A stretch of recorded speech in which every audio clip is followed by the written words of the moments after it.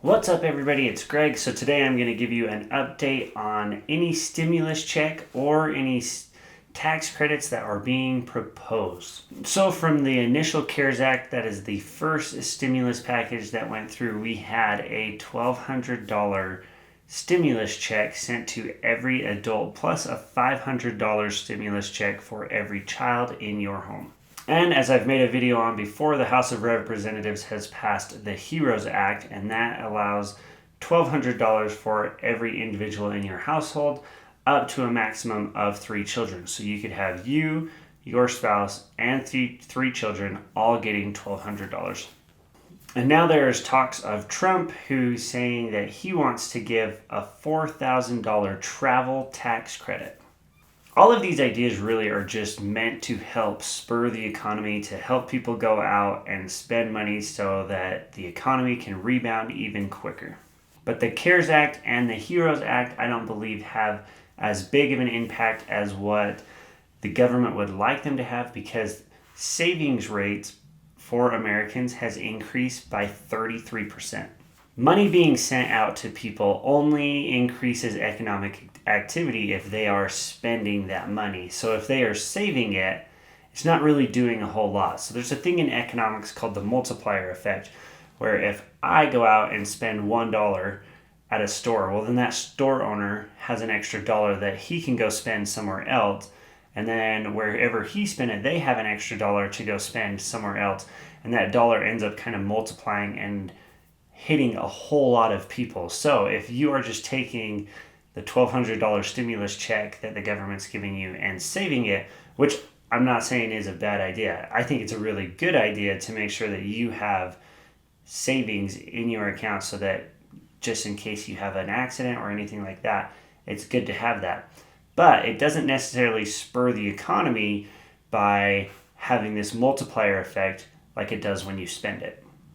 So not only does saving our stimulus check not spur the economy, but just having a stimulus check in general and getting these payments from the government has pretty big implications, because obviously our national debt is super high. So we could see things like inflation get out of control if we keep doing these huge stimulus packages, because there's just a lot of money being printed when we are doing these giant stimulus packages.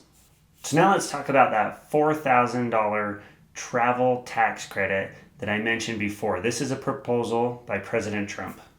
Essentially what it is the government would give you up to $4,000 for money spent on domestic travel, so travel within the United States. That includes your travel costs, your hotel, and any time that you go out and eat at a restaurant.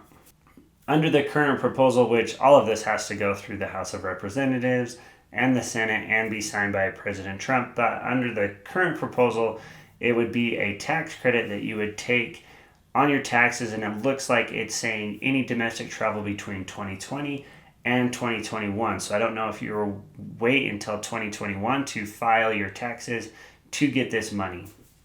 And the tax credit is up to 50% of what you spend on domestic travel. So for example, if I took my family on a vacation and I ended up spending $8,000 on this vacation, well then when I file my taxes, this is my assumption, when I file my taxes, I'm going to get a tax credit, so they will reduce my taxes by $4,000 and I will get that $4,000 back. So essentially they're going to pay for half of my vacation. So this is a little bit different than the CARES Act or the HEROES Act, because I'm not just straight up getting a check, but I am getting a benefit by reducing my taxes later. But this may also incentivize people to actually spend money and for the economy to see the benefits of the multiplier effect I explained earlier, because I'm not just getting a check that I can go and stick in a bank account. Rather, they are trying to incentivize me to go out and spend my money at businesses within the United States. Initially, when everybody sees this, they think, awesome, I get $4,000 for a vacation. But like I said, it only goes to 50% of your costs. So you actually have to spend $4,000 to even get $2,000. And you have to spend $8,000 to get $4,000. So you have to spend money in order to get this tax credit.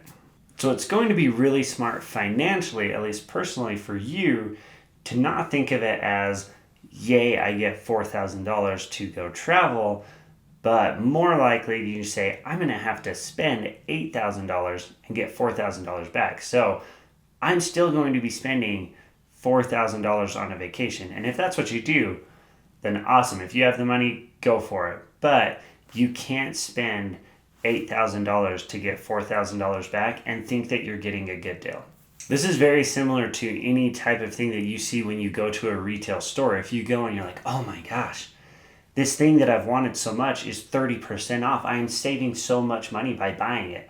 Like, no, you're actually spending money to buy it. Yeah, you're buying it at a lower rate than you could have a week ago, but you are still spending money to get it. You're not saving money to get it. You still have to buy it.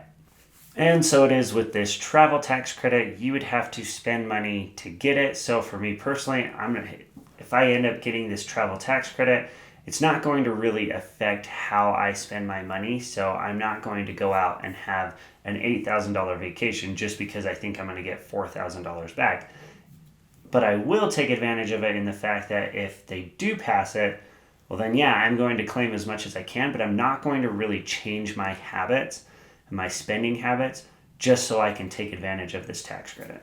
Anyways, so many reports say that a stimulus package, another round of stimulus checks, or even this $4,000 tax credit likely isn't going to be ironed out until sometime in July. And that is when the Senate will start tackling things. So I will keep you updated as things progress.